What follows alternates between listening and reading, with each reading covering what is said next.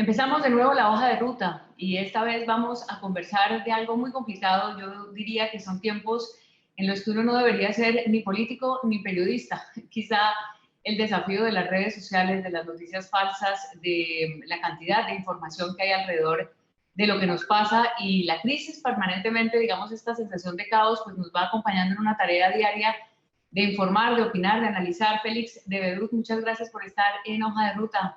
Muchas gracias, María Alejandra. Yo tal vez diría que son buenos tiempos para ser periodistas, son más retadores por todo lo que estabas denunciando. Sí, sí, eso sí, nos toca trabajar más. Exacto. Nos toca trabajar más. La construcción de los relatos, pues, y del acompañamiento permanente a esto, que es la realidad, pues nos genera unos desafíos enormes, exacto como usted dice, pero también empecemos un poco por el diagnóstico de este entorno en el que estamos, Félix, porque el mundo realmente nos está mostrando una cantidad de caras que si bien no eran tan desconocidas, como que se unieron, tal vez la pandemia, la crisis social, la dificultad de entender y de tramitar los liderazgos, esa complicación que hay para poder generar acuerdos, consensos. ¿Cómo lo está viendo usted en estos días?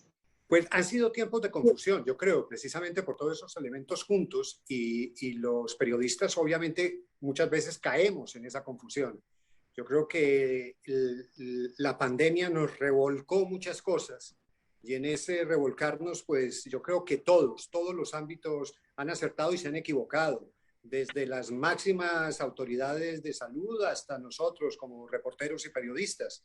Así que es como una prueba ácida de muchas cosas que estaban pasando y que han salido a la superficie, lamentablemente de manera trágica por las muertes, pero que nos comprometen a esa búsqueda de encontrar dónde asentarnos y dónde estamos parados en este momento en lo que tiene que ver con nosotros en el oficio. Informar sobre esto ha sido muy complicado y cada día pues la sensación de tener que cuidarse, de no caer en una noticia falsa, de no desinformar en algo que es vital, pues estamos hablando del COVID-19 específicamente o de la pandemia, que se cruza pues con otras cosas que ya vamos a conversar. ¿Cómo ha sido ese proceso? Pues uno tiene la idea de que el periodismo norteamericano es muy riguroso, que tiene, digamos, unos cánones, unos estándares un poco más rigurosos, más exactos, y tal vez no porque en Colombia pues, lo estemos haciendo de otra manera, pero creo que nos ha dejado seguramente alguna lección. ¿Cuál lecciones, digamos, podríamos hoy traer a cuenta? Yo creo que nos lleva a las lecciones de siempre, sobre todo dudar.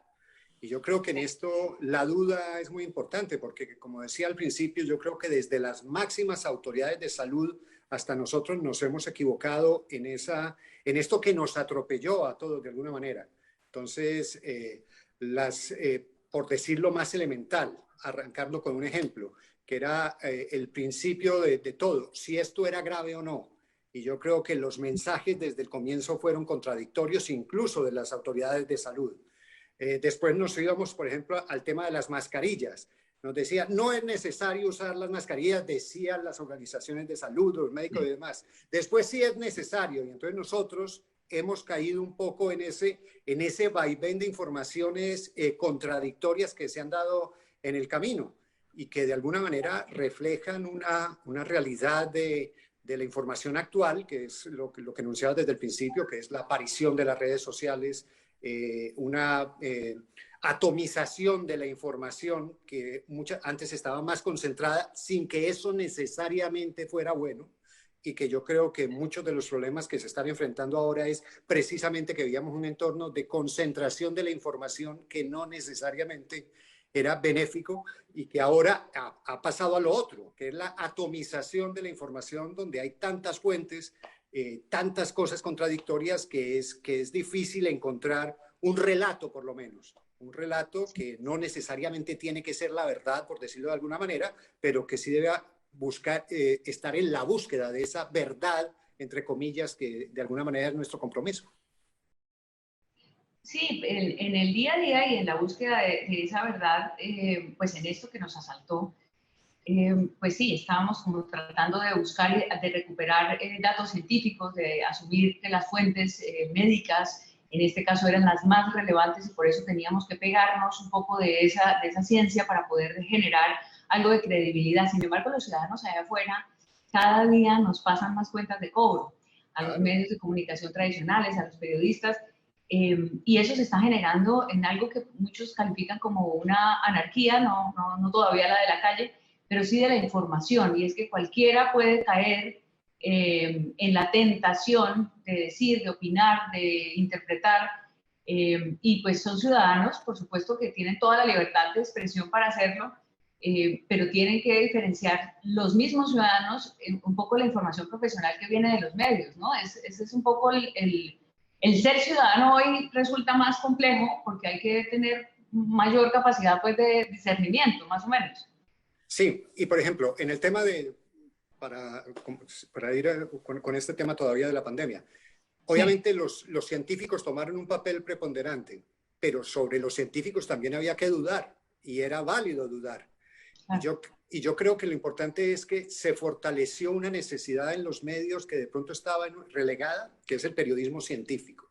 El periodismo científico debe ser hecho por profesionales que no necesariamente son científicos, pero que tienen una formación que les permite con autoridad dudar de esas voces científicas que de un momento a otro aparecen en primer nivel informativo.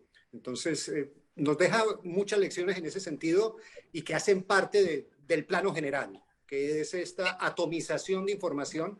Siempre se había, o sea, yo creo que hoy en el mundo tenemos tal vez el mayor acceso a información, diría casi de la historia, sí, pero eso no necesariamente quiere decir que estemos bien informados. Que sea la mejor información. Sí. Exacto. Porque luego además teníamos que contrastar la información científica con la toma de decisiones de los gobiernos, que es donde yo creo que ahí entramos en un terreno más complicado, porque de acuerdo a esa información científica los gobiernos iban tomando una decisión o no, también en algo que hay que reconocer, por supuesto, es que nadie sabía cómo administrar y cómo gobernar una pandemia.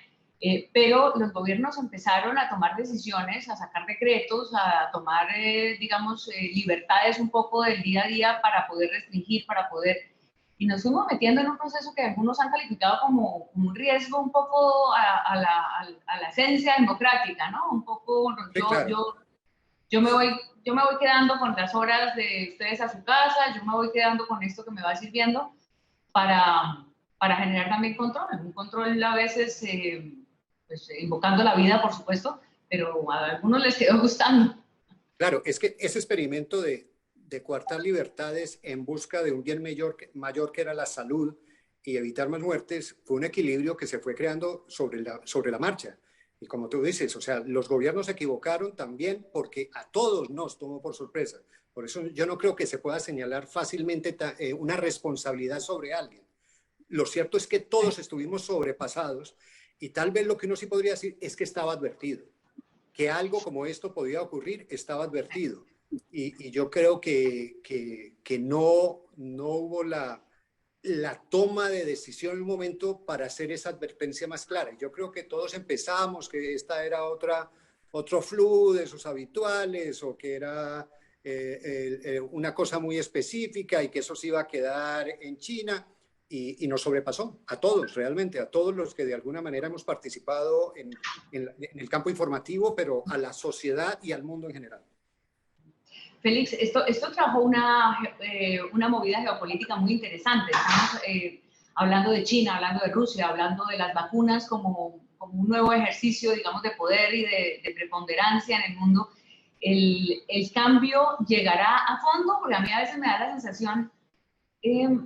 de que de pronto no pasa mucho. Es decir, yo creo que ha pasado mucho, pero en lo geopolítico, para empezar, porque luego vemos si los cambios sociales, digamos, si realmente se han profundizado, en lo geopolítico sí se van a transformar, digamos, esos pesos y contrapesos de las potencias.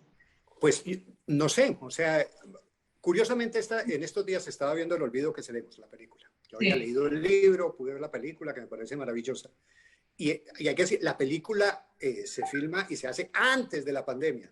Pero, por Sí, ejemplo, el tema de vacunas está presente cuando Héctor Abad Gómez va a vacunar y dicen que estas vacunas que apenas estamos empezando a aplicar acá, ya en Estados Unidos las tienen aplicando hace mucho tiempo. O sea, ha sido un marcador, a un resaltador aún más fuerte de diferencias internas, externas en nuestra sociedad. Y todas esas cosas que estaban ahí latentes, la pandemia lo que hizo fue sacarlas a la superficie de una manera más brutal y dolorosa de lo que hubiéramos imaginado. no, y es difícil, evidentemente, saber qué va a pasar políticamente hablando, pero lo cierto sí es que para los países menos desarrollados y para nosotros, pues ha sido un poco, pues sentarnos un poco como espectadores a ver de qué manera nos van Esperar. ayudando. Y esa ayuda también ha sido, pues, complicada para informar, complicada para saber, por ejemplo, por qué no tenemos la vacuna rusa, o por ejemplo, que si la vacuna china, que es la mayoritariamente hemos tenido en Colombia, entonces esto sí funciona o no funciona. Al final los ciudadanos están igual de confundidos, pero obedecieron, digamos, fue como un proceso social de entender también el riesgo que había, pero ahora hay como un cansancio y un agotamiento y un hastío.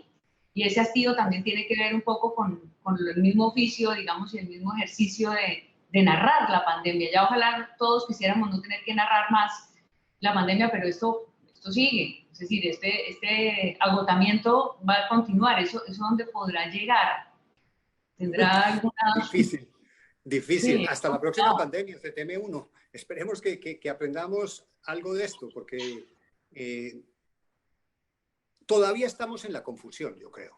Y como los niveles de salida de esto dependen de eso, mientras uno ve que países van saliendo, nosotros estamos en el pico más duro de la pandemia, mientras otros países parece que salen y la información de las nuevas variantes, volvemos a lo mismo, nos metemos en ese mismo círculo vicioso de información contradictoria, de cansancio natural, de entender una realidad que no era sostenible, o sea, porque el debate de si los encierros sí o los encierros no, y toda esa confusión hace que en últimas, yo creo que nosotros como medios por lo menos tengamos que fortalecer esas unidades de periodismo científico que han sido tan relegadas habitualmente y que van a jugar un papel muy importante de aquí en adelante.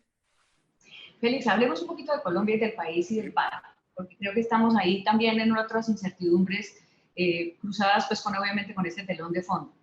Hay Sí. mucha rabia en la calle, hay mucha insatisfacción y a mí me parece que 2 meses después del paro, todo esto está empezando a verse opaco, digamos opacado mejor, por la violencia y la definición de que esto fue una cosa violenta, que armaron unos violentos, unos vándalos y que ahí quedó.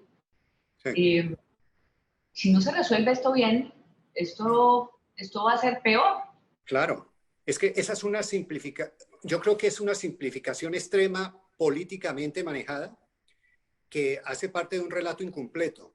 O sea, no se puede decir es que todo el mundo hace un relato parcial y ese es el problema de esto, porque las marchas tienen una motivación cierta, o sea, salen a calle por algo, tienen un detonador que es la reforma tributaria, pero va mucho más allá de la reforma tributaria y dejó cosas que eran evidentes.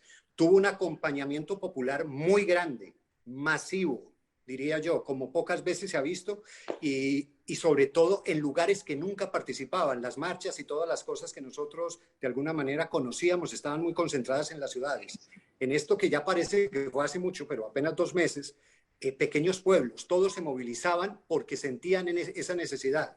Fueron sobrepasados por los convocantes del paro desde el principio, y Sí. eran mucho más que allá que el comité del paro y fueron mucho más allá de la reacción del gobierno que obnubilado nunca entendió lo que estaba pasando desde la presentación de la reforma tributaria, que era una barbaridad en estos momentos.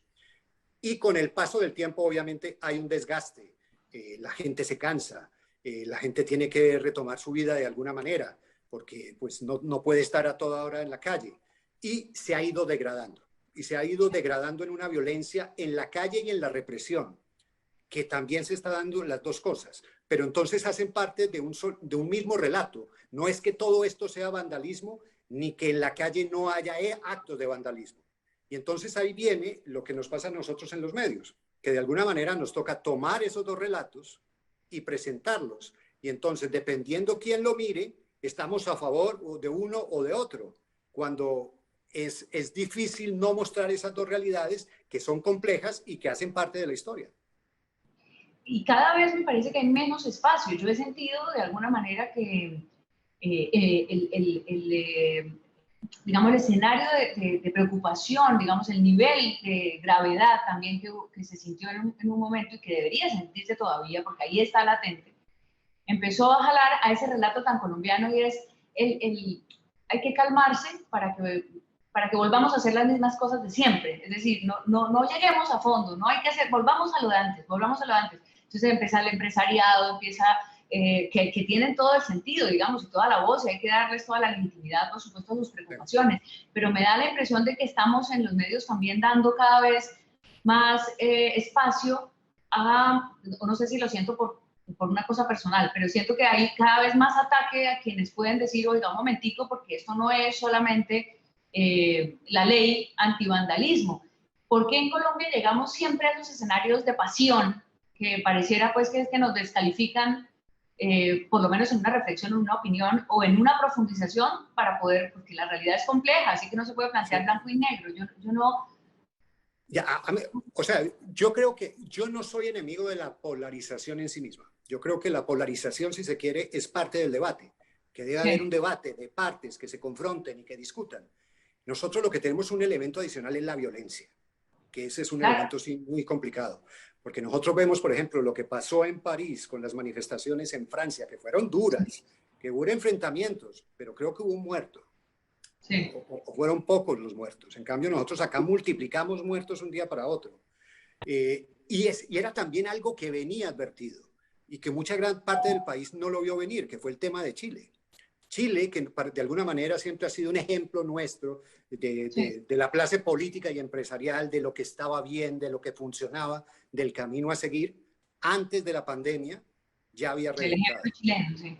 Exacto. Nosotros todavía habíamos reventado antes con las primeras manifestaciones, que se apaciguaron por la pandemia. Y entonces pensaron lo mismo, no hay que hacer nada. Y la pandemia no hizo sino aumentar todas esas dificultades que estaban expresadas. Y ahora, en esta nueva etapa, yo creo que la estrategia que se ha asumido es, por parte del gobierno, pretender que el paro se murió, porque hay una cosa de falta de representación de los convocantes que es cierta. Y entonces no negociemos más, dejemos que eso pase así y volvemos a lo que tú dices. Creen que dejándolo nuevamente ahí, en un segundo plano, eso no va a volver a aparecer.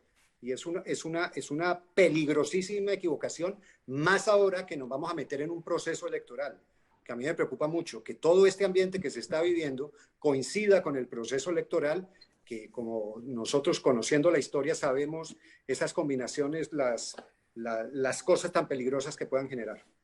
Sí, ya estamos en la cosa electoral. De hecho, todas las teorías que caben, porque además esto es como una conspiración de lados y lados, porque no solamente es un lado, es como que toda la teoría cabe. Entonces está la teoría de Uribe, de la revolución molecular disipada y toda esta... uno no sabe hasta quién se lo toma en serio, pero hay gente que se lo toma en serio. El problema es ese, se lo toman en serio. Exacto, que se lo han tomado en serio y lo han debatido y lo discuten y lo presentan con PowerPoint y todo, se lo presentan a empresarios, se lo presentan a gente. ¿A los militares? No, a los militares les dan clases, les traen al teórico del asunto. Está desde eso hasta que esto es un desorden de jóvenes vándalos que están en la calle y ahora pues mandados por Petro. La preocupación es, no hay, a mi juicio, muchas cabezas que puedan conducir y que puedan invitar, todo el mundo está hablando de la necesidad del acuerdo, del diálogo, del consenso. En elecciones no hay posibilidad de llegar a un consenso. O sea, esto no... Sí. Yo lo que me temo es que hay mucha gente haciendo cálculos políticos y electorales más que pensando en solucionar este tema. Y entonces la apuesta es a ver a quién desgasta más esto. Y entonces a ver quién va a salir más golpeado por esto en el plazo, en el camino hacia las elecciones. Y ahí no se van a encontrar los temas de fondo. Y si seguimos aplazando esto le va a seguir reventando permanentemente. y va a ser una herencia maldita que recibirá sea cual sea el próximo gobierno. Y además este es un gobierno que ya también se está quedando sin capacidad de maniobra, porque un gobierno que entra en su último año es un gobierno que entra en despedida y que tiene casi la desconfianza de su propio partido en este caso, que es el Centro Democrático, que ve a Iván Duque y a su gobierno como un lastre electoral del que se tiene que tomar distancia, y por el otro la posibilidad de minarlo aún más para buscar votos en medio del caos que se está generando. Y en esto estamos como en un momento donde todas las señales están cruzadas, todas las flechas van para todas partes. Antes, en estas crisis institucionales o crisis políticas, esta no es una crisis política o está mezclada con política y con una crisis social, llamaban a los expresidentes, se reunían determinadas figuras de la institucionalidad y resolvían algo, hacían un acuerdo, hacían un frente común. Mil ejemplos tenemos en todos los gobiernos. Los medios de comunicación incluso a veces tomaban esas decisiones. Un editorial del Tiempo pesaba, bueno, eso ya hace 1000 años. Pero en este momento no hay una sola escenario donde a alguien se le plantee, se le ocurra convocar porque a nadie le cree a nadie. A mí eso me parece fatal. Pues, fatal no, es nuestra realidad, pero es una Yo creo salida. que, sí, yo ya no creo que eso sirva y no creo que haya servido. Y que creo que todas esas cosas nos llevaron hasta acá. Sí. En ese sentido, sí, porque era un acuerdo de salones permanentemente que supuestamente se reunían expresidentes y así se resolvía la situación del país. Entonces, en algo muy parecido nace el Acuerdo Nacional y el Acuerdo Nacional, el Pacto Nacional, el Frente Nacional, el Frente Nacional, y del Frente Nacional nació otra violencia que era supuestamente para acabar con una violencia y acabamos formando otra violencia. Esos acuerdos palaciegos y esas reuniones de expresidentes, yo creo que hacen parte del problema. Pero yo diría además que es un problema genérico, porque muchas veces nos metemos nosotros, pero esa crisis de credibilidad, tú la ves en todas partes, la ves en Estados Unidos. Lo que está viendo en Estados Unidos, la imagen del Congreso hoy en Estados Unidos es lamentable. Yo creo que solo superada por la del Colombia. Si te vas a España, si te vas a Francia, si uno se va por el mundo, hay un problema general de credibilidad institucional que nos incluye profundamente a nosotros los medios de comunicación. Y si nos quedamos en el plano colombiano, las últimas encuestas lo marcan. El negativo de la Procuraduría, el negativo de la Fiscalía, el negativo de la Defensoría del Pueblo, que por primera vez tiene imagen negativa, del Ejército, de la Policía, del Gobierno, de los medios de comunicación. De las Cortes, todo. De las Cortes, de la justicia, todo. Es muy preocupante ese nivel de desconfianza que está generando todo el ámbito de relación pública y social. Y la convocatoria de estas voces tampoco le dice nada a nadie. Y es interesante ver que la academia está tratando de hacer cosas, ha puesto temas sobre la mesa. Ese, por ejemplo, sería un escenario pues, un poco legítimo y casi como una solución salomónica. Vamos a ver lo que dicen los académicos y que nos enseñen por lo menos poco una búsqueda, no sé si la solución, porque yo creo que a este debate, a mí me parece que al gobierno le faltó desde el comienzo calle. Es un gobierno que le faltó calle, que le faltó contacto con la calle, y que hoy todavía se refleja. Esa última declaración del presidente diciendo que acá no hay un estallido social, sino un estallido de creatividad y emprendimiento, es una cosa que uno dice... Es impresionante. Es una cosa delirante. Y entonces, cuando se pierde ese nivel de contacto con la realidad, es muy difícil buscar soluciones. Y ese tema de credibilidad que nos compromete a todos es muy, muy, muy complejo, porque en ese caldo de cultivo la gente empieza a buscar, por ejemplo, en el tema de medios de comunicación, quién le refuerce su prejuicio, no quien le esté aportando no una verdad, sino por lo menos elementos para conocer esa realidad que está enfrentando. Y se mete todo el periodismo en la misma bolsa. Y entonces, si algún medio hace algo, no es ese medio, son todos los medios. Si algún periodista dice algo que a uno mismo lo puede asombrar, no es un periodista, son todos los periodistas. Y ese meter a todos en el mismo paquete y en la misma bolsa hace que se busquen prejuicios de cada quien. Y uno ve que cuando se habla la palabra objetividad, que a mí no me gusta la palabra objetividad, pero dicen, uy, la gente cuando habla de objetividad es como el periodista objetivo es el que dice lo que él quiere escuchar. Sí, claro. Y cada quien se refuerza en sus prejuicios sin tener la posibilidad de tener un debate más amplio. Sí, la segmentación a veces de que tanto se habla en la inteligencia artificial hacen las redes sociales, a veces se traslada como a tomar partido para tomar a veces menos riesgos, ¿no? Y Claro. es que me monto en esta ola y aquí me va más o menos bien porque no me dan palo, porque las redes sociales, porque me censuran, porque me dicen, porque me estigmatizan. Y entonces ahí pues se va avanzando. Claro, y Y yo eso es creo que es una cosa peligrosísimo. generacional, ¿o no?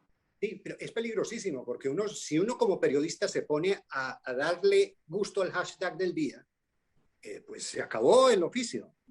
Claro, Entonces, esa es la dictadura del clic, o sea, ese es sí, el rollo de los más leídos. Cuando uno ve los más leídos, pues es que el ser humano tiene otro tipo de pasiones y de no. tentaciones, digamos, para ver que no tiene nada que ver con el oficio de uno. Y ese meter a todo el mundo en la misma bolsa, que yo insisto en eso.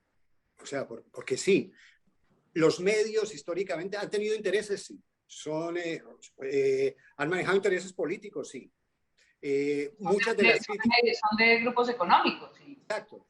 Pero y tienen intereses económicos, porque no son ONGs. Están buscando un beneficio económico para crecer como medios de comunicación. Pero lo que hay que fortalecer es el periodismo que hacen. Y por eso, en el caso del New York Times, el Washington Post, son buenos ejemplos.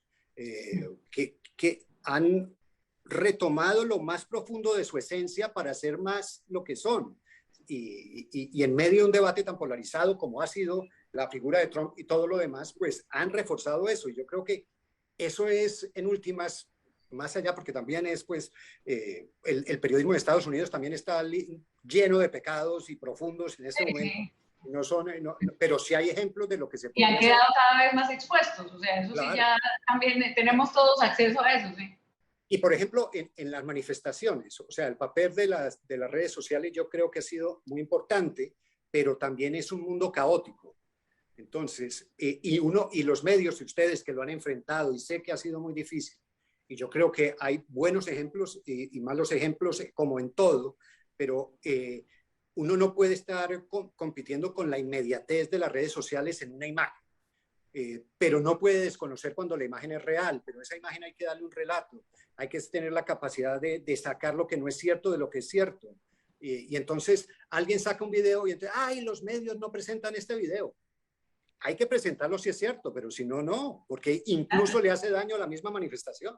Y hasta que se conozca y se sepa rastrear si es cierto o no es cierto, porque eso Exacto. no es una cosa inmediata. Automática. Hasta que se sabe cuál es la fuente. Hemos tenido videos del 2019, hemos tenido fotos de Chile, hemos tenido imágenes que no corresponden de lado y lado, tanto del abuso policial como del abuso, pues, de la agresión de los ciudadanos Claro. a la policía. Claro, porque las redes sociales son un campo de batalla también, campo de batalla informativo e ideológico.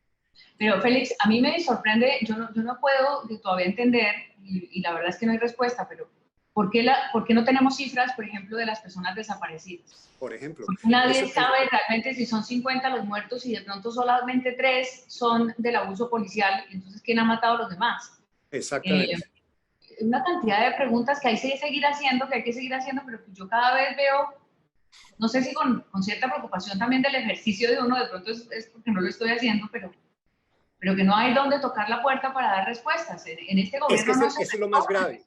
Es lo más grave de todo esto, esa falta de credibilidad que ha pasado en un momento tan crítico que la Fiscalía y la Procuraduría y la Defensoría del Pueblo estén con esta desconfianza tan grande, porque tenemos una Fiscalía que viene de un amigo personal y de años del presidente y que fue funcionario de su gobierno.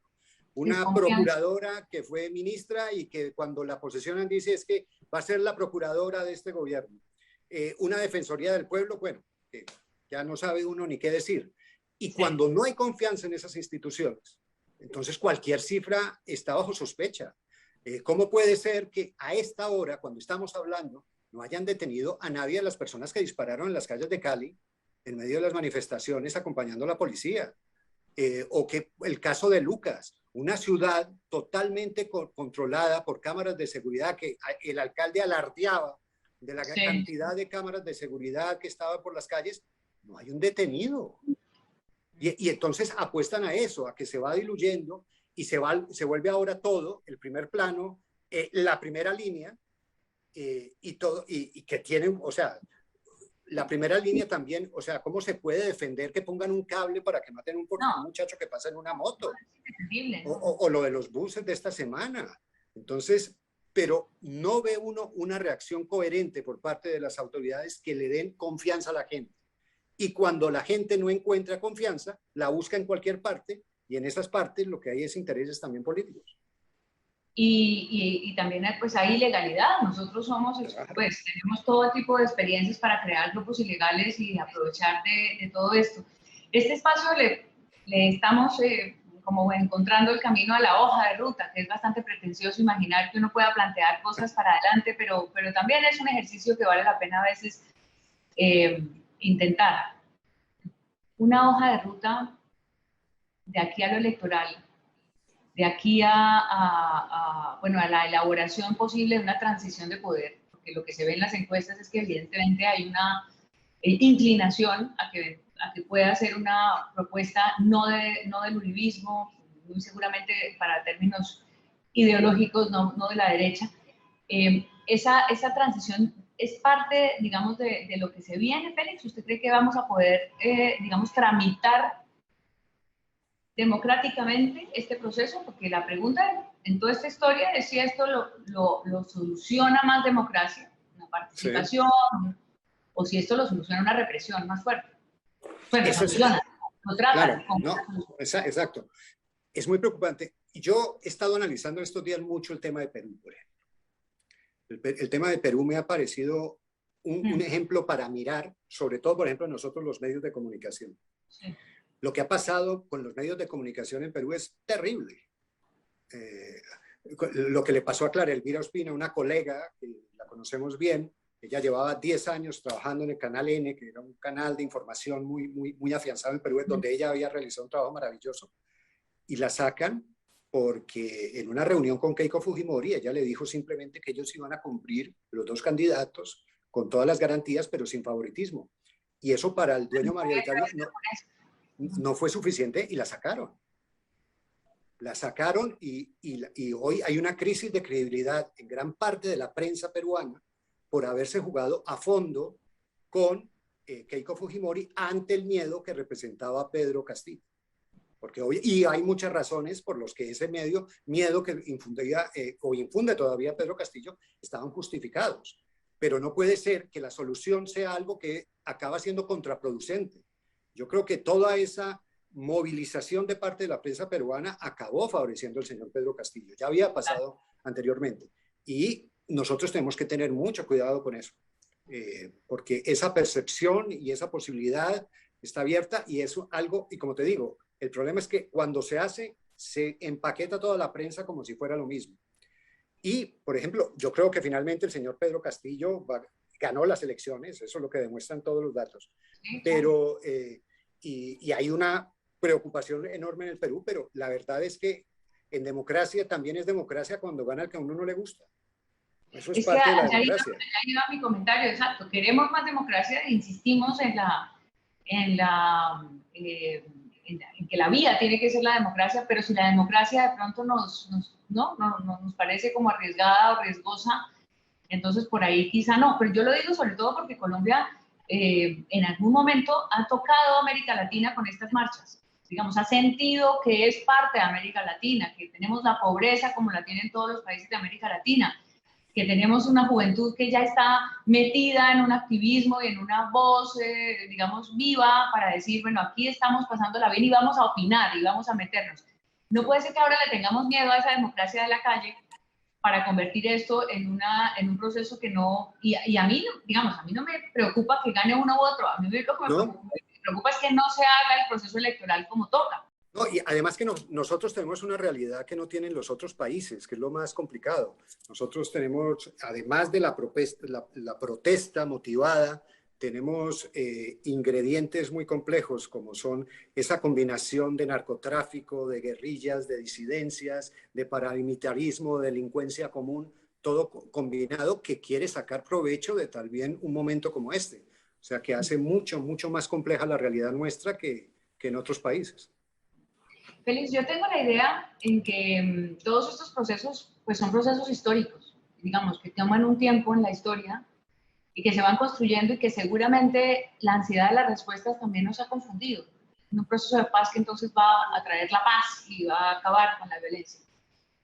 Unos acuerdos políticos, como en su momento hablábamos ahora del Frente Nacional y otro acuerdo que va a poner, yo creo que a nosotros ya nos tocó, no nos tocó. Es decir, que esto va a seguir, que esto va a continuar su camino y que serán esos jóvenes de alguna manera los que seguirán ahora con la bandera y habrá otros después. Pero Colombia pues está evolucionando como le ha tocado a los países en la historia y en algún momento encontrará un camino de modernidad.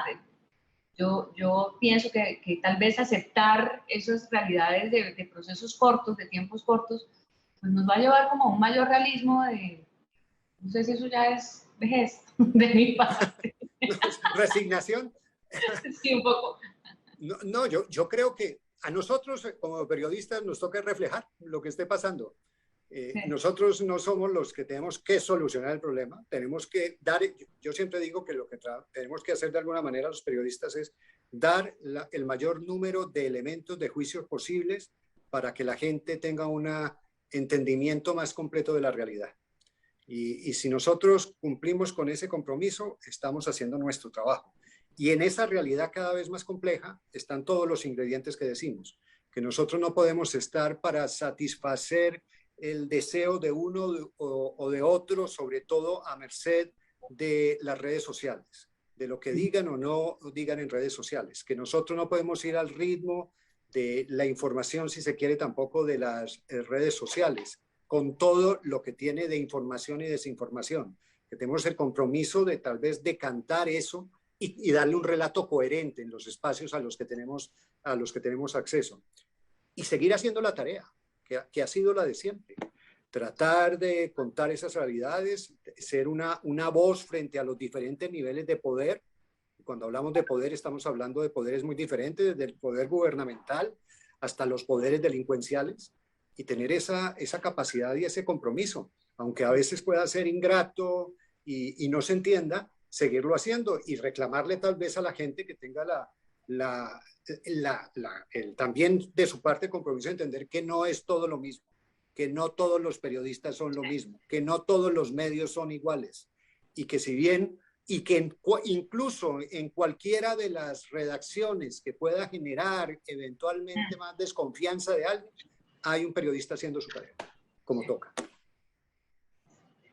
Pues esto es Hoja de Ruta, una conversación, una charla informal, digamos, sin prevención sobre temas que nos van llegando, en este caso el periodismo, la comunicación, la información, el país.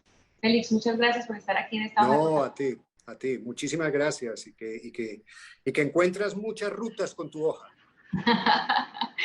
Vamos a ver, por lo menos vamos a conversar con gente interesante como usted y veremos qué nos va trayendo todo este recorrido. Un abrazo, gracias. Lo mismo, chao, hasta luego, gracias. Chao.